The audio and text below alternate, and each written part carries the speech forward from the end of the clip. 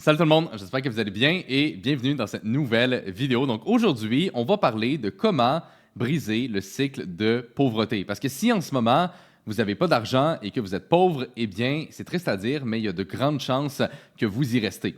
Donc, si vous voulez vraiment changer votre situation, eh bien, heureusement pour vous, vous êtes tombé sur la bonne vidéo. Donc, aujourd'hui, ce qu'on va faire, c'est qu'on va analyser la situation d'une personne dans la classe moyenne et de façon purement mathématique, on va regarder comment est-ce qu'on peut changer sa vie, comment est-ce qu'on peut changer sa situation. Et si vous appliquez exactement à la lettre ce qu'on va regarder ensemble aujourd'hui, mathématiquement parlant, vous allez être capable de briser le cycle de la pauvreté et enfin d'avoir la liberté financière que vous avez toujours rêvé d'avoir. Donc, c'est une vidéo qui est extrêmement importante. J'ai moi-même passé au travers du parcours que je vais vous expliquer aujourd'hui, tout simplement parce que, eh bien, quand je me suis lancé en trading et en business il y a 10 ans, j'avais pas d'argent, je viens pas d'une famille riche ou quoi que ce soit. Donc, j'ai vraiment commencé depuis le début et j'ai fait tout ce processus-là moi-même pour me rendre aujourd'hui où ce que je suis millionnaire, j'ai de la liberté financière, j'ai la vie dont j'ai toujours rêvé d'avoir. Et donc, on va regarder exactement qu'est-ce qu'il faut faire pour se rendre à ce point-là. Donc, guys, avant qu'on commence, comme d'habitude, j'apprécierais énormément si vous pouvez mettre un like sur la vidéo. C'est quelque chose qui va tout simplement montrer à l'algorithme que la vidéo a énormément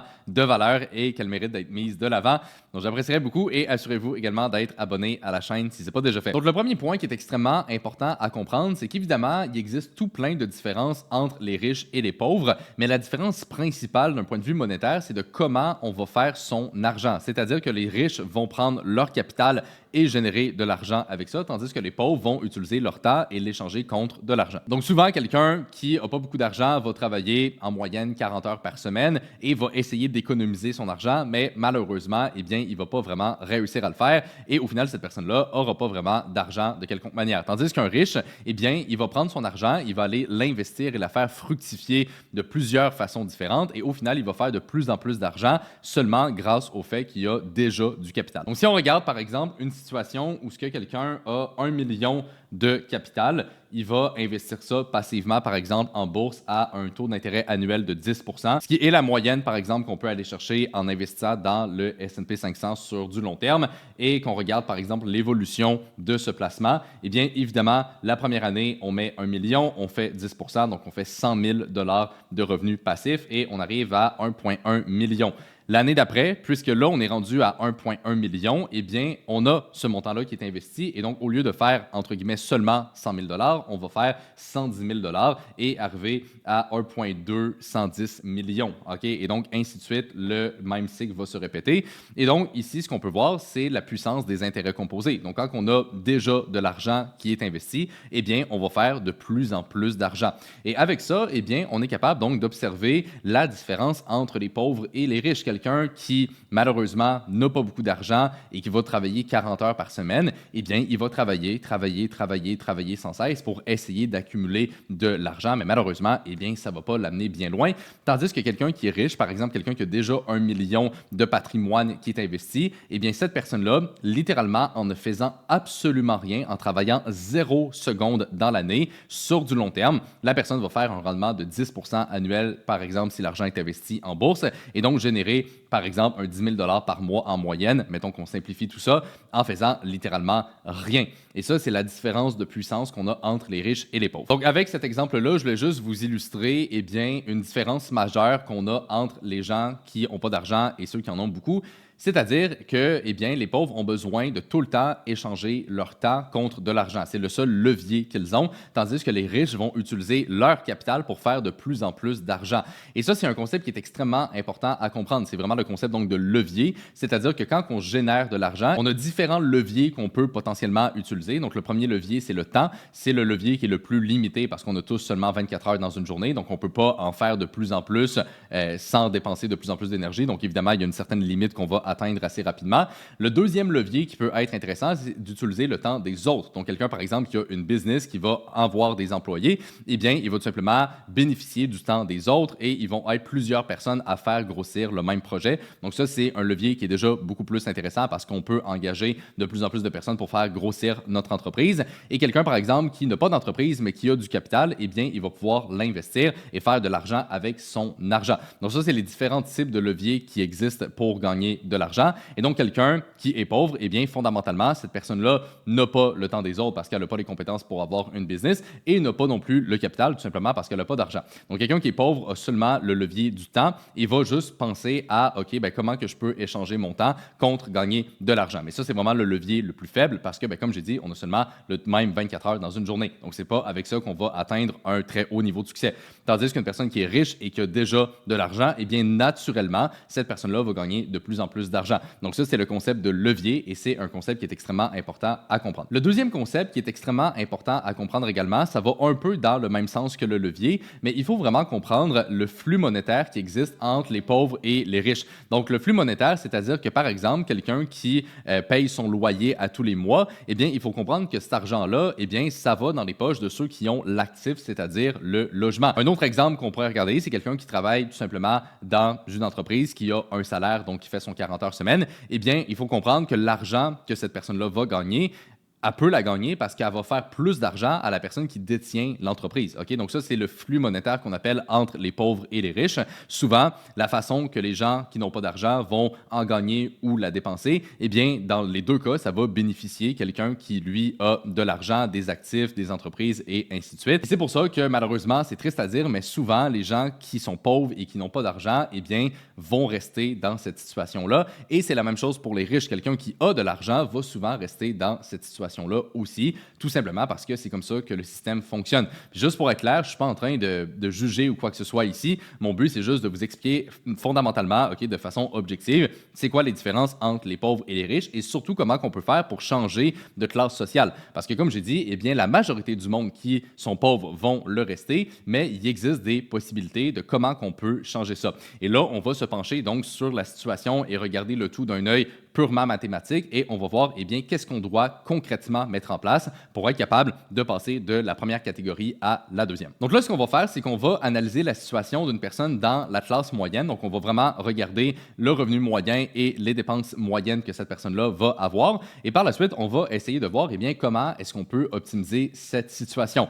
Bon, maintenant, évidemment, avant qu'on commence, j'aime mieux le préciser. Ce qu'on va faire ici, c'est avoir une vision générale. OK? Évidemment, chaque personne va avoir des différences par rapport à sa situation, son revenu, ses dépenses et ainsi de suite.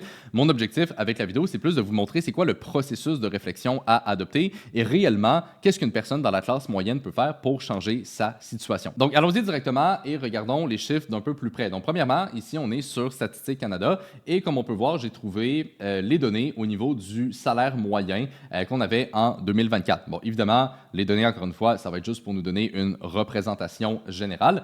Donc, si on regarde ici au Québec, on voit que là, on a le salaire horaire moyen offert et le salaire horaire moyen. Si on lit un peu plus ce qu'on a juste ici au niveau là, de la légende, on va comprendre que la donnée qui nous intéresse, c'est vraiment le salaire horaire moyen parce que c'est ça qui va inclure, par exemple, les pourboires, les commissions et ainsi de suite pour les emplois qui ont ce type de rémunération.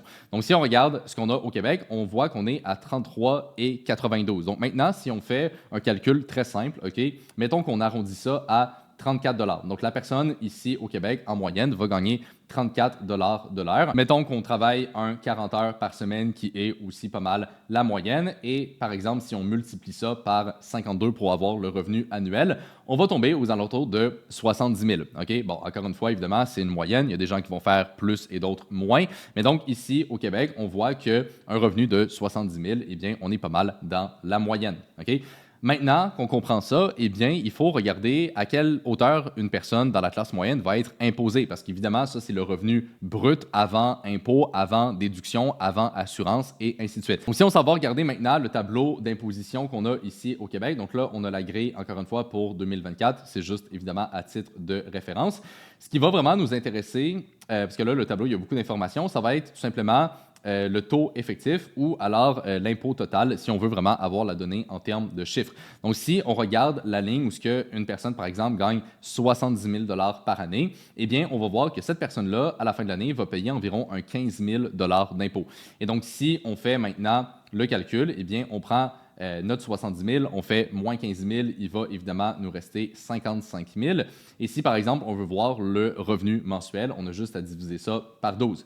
Donc, après impôt, une personne moyenne ici au Québec va gagner environ 4 500 $ pour simplifier tout ça. Bon, évidemment, ce 4 500 $-là va varier beaucoup d'une personne à une autre selon est-ce que vous avez des assurances, est-ce que vous avez des placements qui sont pris automatiquement de votre paye, puis ainsi de suite. Mais donc, si on essaie de garder ça, encore une fois, le plus simple possible, c'est en moyenne ce que quelqu'un va avoir dans ses poches à la fin du mois ici au Québec. Donc ça, c'est notre revenu. Maintenant, ce qu'il faut faire, c'est aussi regarder les dépenses qu'on va avoir. Donc là, j'ai trouvé un autre site sur Statistique Canada qui va nous montrer les dépenses. Bon, c'est des chiffres qui datent de 2021, donc ça ne sera peut-être pas 100% à jour, mais bon, c'est pas grave, ça va quand même nous donner une idée globale, OK, de qu'est-ce qu'on doit considérer et comment qu'on va le calculer. Et ici, on va surtout se concentrer sur 3 types de dépenses qui sont les dépenses principales des ménages ici au Québec, c'est-à-dire le logement, l'alimentation et le transport. Premièrement, au niveau du logement, si on regarde la donnée qu'on a juste ici, donc on voit le logement et on voit qu'on est à 21 000 $ en moyenne par année.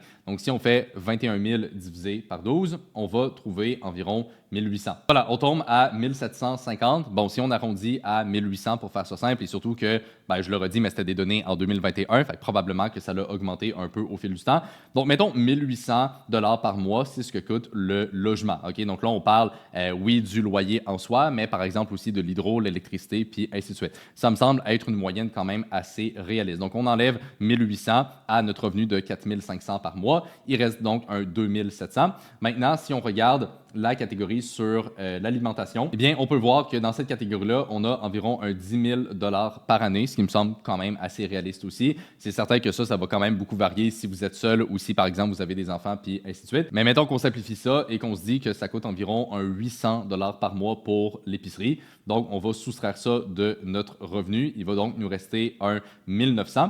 Et la dernière catégorie qu'on doit regarder, ça va être au niveau du transport, où ce que là, on a à peu près encore un 10 000 $ par année. Je dirais que ça me semble aussi quand même assez réaliste comme dépense moyenne. Donc, évidemment, on parle de la voiture, l'assurance reliée à ça, le gaz et ainsi de suite. Donc, on est à peu près sur un autre 800 par mois. Donc, on va encore soustraire ça de notre revenu moyen et on tombe à 950 $ restants. Donc ça, c'est la personne dans la classe moyenne qui gagne 70 000 $ par année après impôts et après les dépenses de logement, transport, alimentation. La personne lui reste 950 $ par mois. Maintenant, ce qu'il faut aussi considérer, eh bien, c'est qu'il y a plein d'autres dépenses qu'on n'a pas inclus là-dedans. Par exemple, son téléphone cellulaire, les vêtements, peut-être des sorties au restaurant, des activités, les cadeaux de Noël, les voyages. Bref, on aurait pu en mettre beaucoup plus.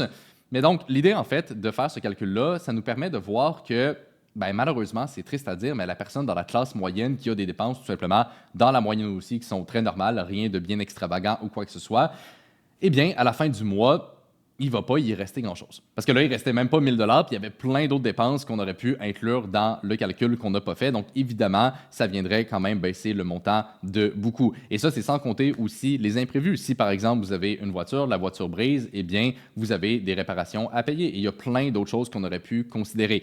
Le point que je voulais vous montrer avec ce calcul-là, qui est pourtant assez simple, c'est que eh bien, malheureusement, aujourd'hui, surtout avec l'augmentation qu'on a eue dans les dernières années avec l'inflation et tout, pour une personne dans la classe moyenne qui a un revenu tout simplement classique, eh bien, ça va être extrêmement difficile d'économiser de l'argent et surtout d'aller investir cet argent-là pour commencer à bénéficier des autres leviers, c'est-à-dire le fait de gagner de l'argent avec son argent. Donc, avec cette simple analyse, on est capable de comprendre que, eh bien, la raison pourquoi souvent les gens qui sont pauvres le restent, c'est tout simplement parce que la situation économique actuelle fait que les prix ont énormément augmenté, que ce soit le logement, le transport, la nourriture dans les dernières années, mais que malheureusement, les salaires n'ont pas vraiment suivi cette augmentation. Et donc, ça fait que le revenu est resté là, les dépenses ont vraiment beaucoup augmenté, et donc la majorité des gens sont plus vraiment capables d'économiser et de mettre de l'argent de côté. Bon, maintenant qu'on comprend tout ça, là, la question à se poser, c'est quoi faire? OK? Maintenant qu'on a réalisé que la personne dans la classe moyenne ne va juste jamais réussir à atteindre quelconque forme de liberté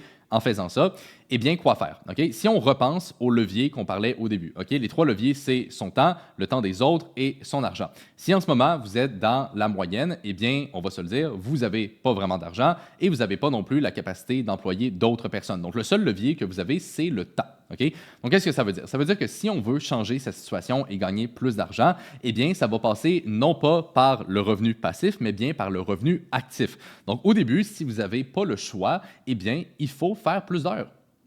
C'est aussi simple que ça. Il faut travailler plus ou alors développer une autre compétence à côté de votre travail. Par exemple, le trading, l'immobilier, le e-commerce, bref, il y en existe tout plein, mais développer une autre compétence à côté de son travail qui va vous permettre d'aller chercher un autre revenu. C'est littéralement la seule possibilité qui existe. Bon, maintenant, si on répète un peu le même processus, mais de façon accélérée avec justement deux autres situations qui sont possibles. Donc, situation numéro 1, supposons que vous êtes vraiment motivé à échanger le plus possible votre temps contre de l'argent pour accélérer ce processus-là.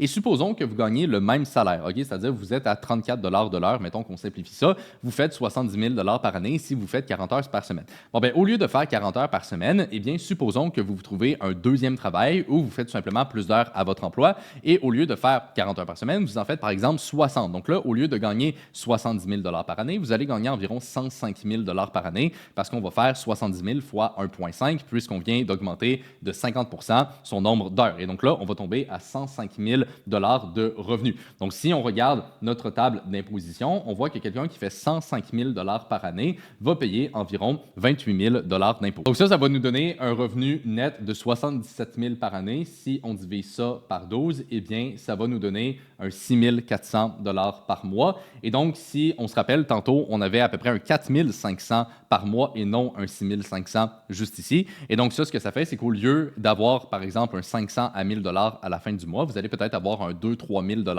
à la fin du mois. Donc là, vous allez être déjà dans une meilleure situation qui va vous permettre d'économiser et de mettre quand même pas mal d'argent de côté. Et donc, dans quelques années, vous allez peut-être avoir un 100 000, 200 000, 300 000 et ainsi de suite d'investis. Et donc, ça peut être une façon de se rendre à un certain niveau d'indépendance financière après plusieurs années.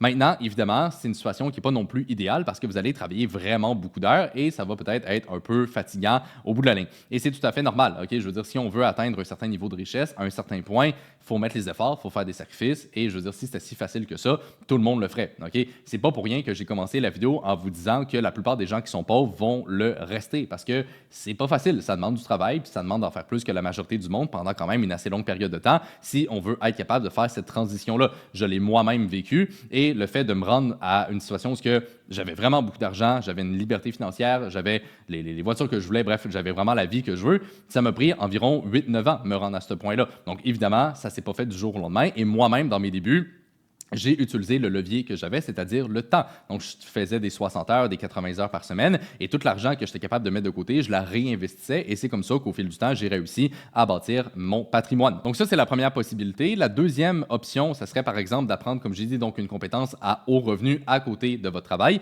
Donc, si vous travaillez 40 heures par semaine, on a bien vu qu'en moyenne, on ne sera pas capable de juste se baser là-dessus pour réellement devenir libre financièrement. Donc, ce qu'on peut faire, c'est apprendre une autre compétence, par exemple le trading, où ce que ça va nous apporter un deuxième revenu. Donc, si vous avez, par exemple, le trading à côté de votre travail qui vous génère en moyenne un 5 000 un 10 000 par mois, eh bien là, ça va vraiment beaucoup accélérer votre indépendance financière parce que vous allez être capable de gagner beaucoup plus d'argent.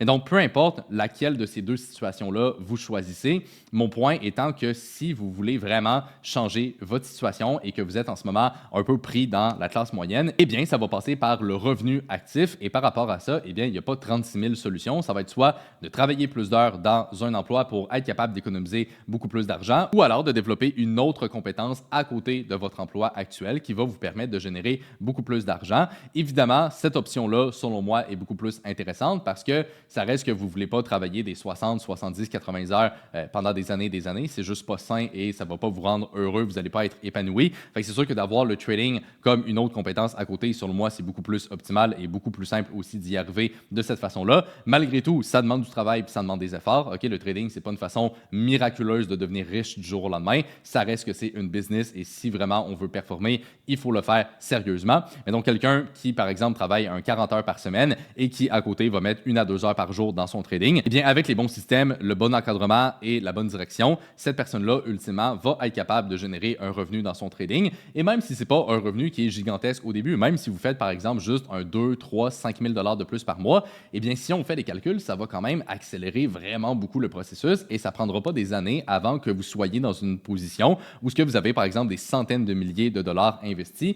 Et comme on a vu tantôt, eh bien, le plus d'argent qu'on a investi, le plus d'argent qu'on va faire. J'avais fait un exemple avec 1 million, mais supposons que vous êtes rendu à, je sais pas, on va dire 500 000 d'investis. Eh bien, si vous avez ce montant-là en revenu passif et que vous faites 10 annuel en moyenne là-dessus par année, eh bien, vous faites 50 000 en moyenne par année en faisant absolument rien. Et donc, le plus d'argent qu'on a là-dedans, le plus d'argent qu'on va faire, et c'est pour ça que les riches deviennent tout le temps de plus en plus riches, c'est tout simplement la nature des intérêts composés. Donc bref, comme vous voyez, guys, eh bien, c'est vraiment rien de super compliqué, OK? C'est quand même assez simple ce que je vous ai présenté aujourd'hui, mais ça me tenait à cœur de vous montrer ça d'un point de vue un peu plus mathématique, avec des statistiques, des chiffres et tout ça, parce que souvent, j'ai l'impression qu'il y a beaucoup de gens qui se compliquent vraiment la vie puis qui essaient de trouver tellement des solutions miracles à changer leur situation, alors qu'en réalité, eh bien, c'est vraiment rien de plus compliqué que de regarder son revenu, regarder ses dépenses, d'avoir la différence entre les deux, de voir après ça comment on peut augmenter son revenu actif, après ça, d'économiser et de réinvestir cet argent-là.